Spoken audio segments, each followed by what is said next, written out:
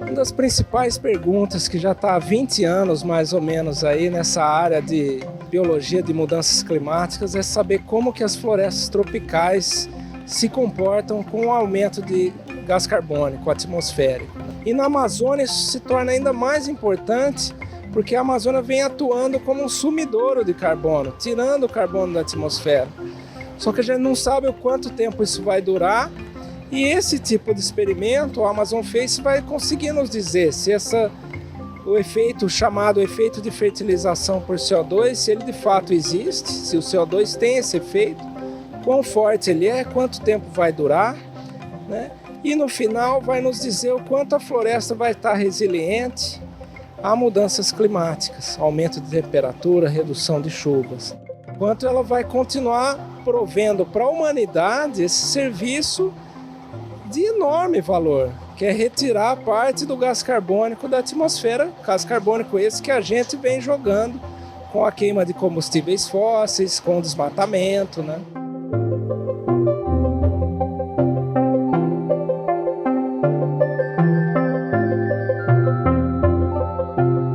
Não existe outra maneira.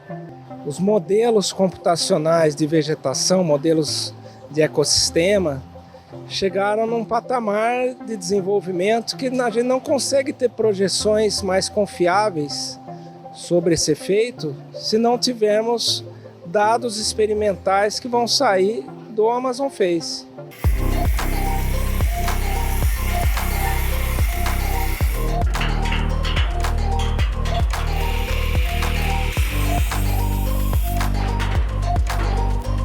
Vai ser uma de 32 torres que vão ser instaladas lá no sítio experimental em Manaus. Nós estamos verificando o design da torre, está apropriado mesmo, mas também principalmente o processo de montagem aqui.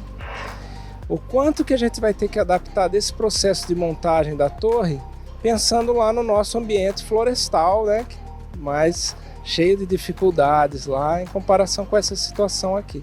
Essas torres têm 35 metros de altura, todinha de alumínio, né?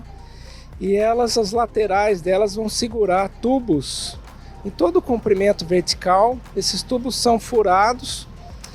Nós vamos ter 16 torres dessas. Essas torres vão estar dispostas numa configuração circular. Então, cada uma segurando de cada lado esses canos, todos furadinhos, com esses furos virados para dentro, soltando um ar enriquecido em gás carbônico, né? Aproximadamente 50% a mais de gás carbônico do que o que a gente tem na atmosfera hoje. O dióxido de carbono é o principal vilão da mudança climática, né, do aumento de temperatura. E aí muita gente pode se perguntar, mas você vai jogar mais na atmosfera, né? O importante é a gente dizer que nós estamos fazendo isso por um bom motivo, né? Por um teste experimental. A gente quer imitar uma atmosfera futura e entender o que vai acontecer com a floresta, porque o CO2 ele influencia a vida de todas as plantas. E mais CO2 vai influenciar o comportamento da floresta, e a gente precisa entender isso. Ela vai ser uma fase, digamos assim, piloto, para a gente poder testar a tecnologia, entender principalmente o consumo, o nível de consumo de gás carbônico que a gente vai precisar. Isso é um gargalo do projeto, né? Estimar corretamente a quantidade de gás carbônico que a gente vai precisar. São 6 anéis de 16 torres cada um. 3 emitem CO2, 3 replicam as mesmas condições desse que emite CO2, mas sem o CO2. Que é, se existir, por exemplo, algum impacto da instalação, esse impacto está replicado nos controles, nos experimentos sem CO2. Então o experimento de fato só começa quando a gente tiver os 6 anéis construídos.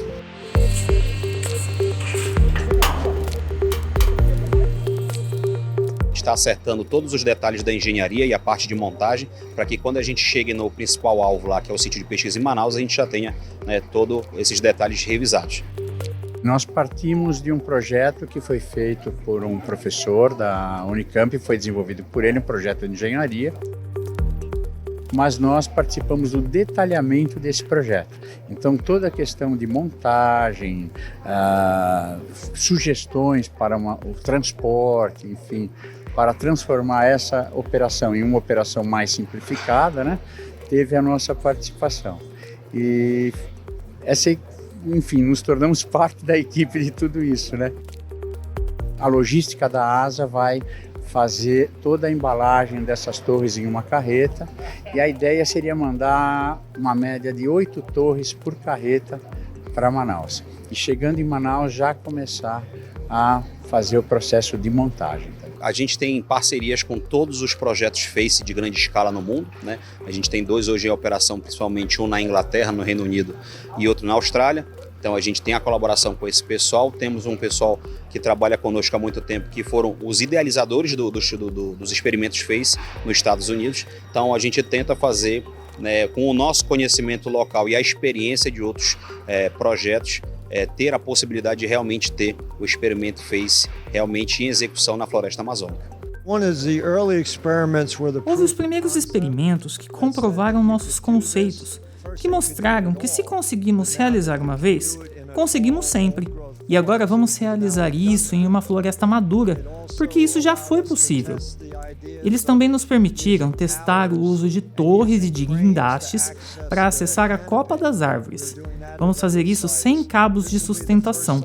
Será a primeira vez que vamos usar o Freestanding Towers e guindastes para atingir tanto as torres quanto as árvores. Todos esses foram elementos que nos tornaram confiantes de que, tendo recursos, pessoas, autonomia e tempo suficientes, podemos construir isso em uma floresta tropical. Actually, I think the biggest challenge now that we were able to site the tower bases. Na verdade, acredito que o maior desafio, agora que conseguimos visualizar as bases das torres, será colocar a plenum em torno das estruturas. Isso já é muito difícil em uma floresta convencional, mas essa floresta é muito densa e os canos precisam estar relativamente conectados. São canos largos, com meio metro de diâmetro e estarão cerca de 15 metros de distância um do outro em linha reta, onde vai uma conexão, e há 16 desses canos que formam o círculo. Tudo isso precisa ser instalado em uma área onde existe uma floresta, sem que árvores importantes sejam derrubadas. Isso será um quebra-cabeça, consumirá bastante tempo. Será desafiador encontrar um jeito de fazer tudo isso. É a física de fazer com que as coisas sejam colocadas onde precisam ser postas. A tecnologia está bem consolidada. O difícil será encaixar essa tecnologia no ecossistema.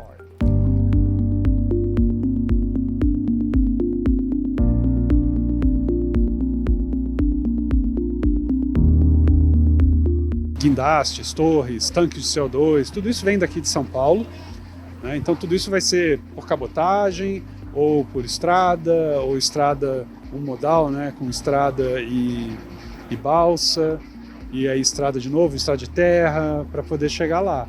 Então é uma logística bem complicada. A gente já está há muitos anos estudando isso, né? Acho que é bom dizer, a gente sabe o que está fazendo, o programa já existe há 10 anos, sabe? A gente está planejando e se preparando para isso já há muito tempo. E agora a gente tem essa oportunidade.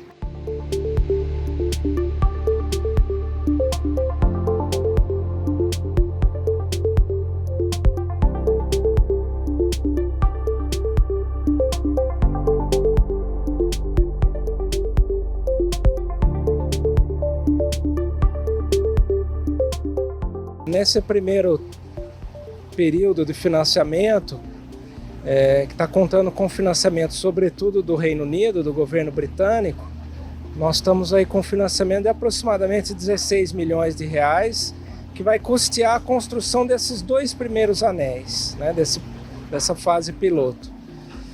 O Ministério de Ciência, Tecnologia e Inovações anunciou a liberação de mais 32 milhões de reais, que vai permitir a construção dos outros 4 anéis, o que é ótimo para o experimento, porque a gente está garantido então a construção de toda a infraestrutura, restando agora somente garantir todo o recurso necessário para o CO2.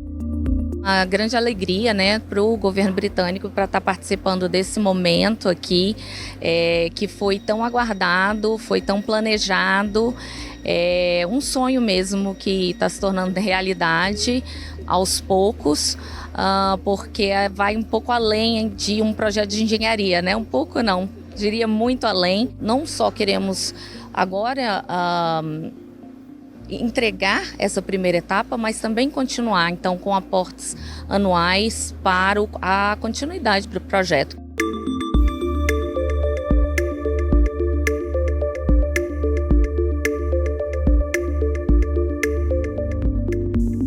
A gente desenvolve um modelo no nosso laboratório, o LabTerra, lá da Unicamp, onde esse modelo chama Modelo Dinâmico de Vegetação Global, e a gente consegue simular uma vegetação para poder inferir como o clima vai influenciar essa vegetação.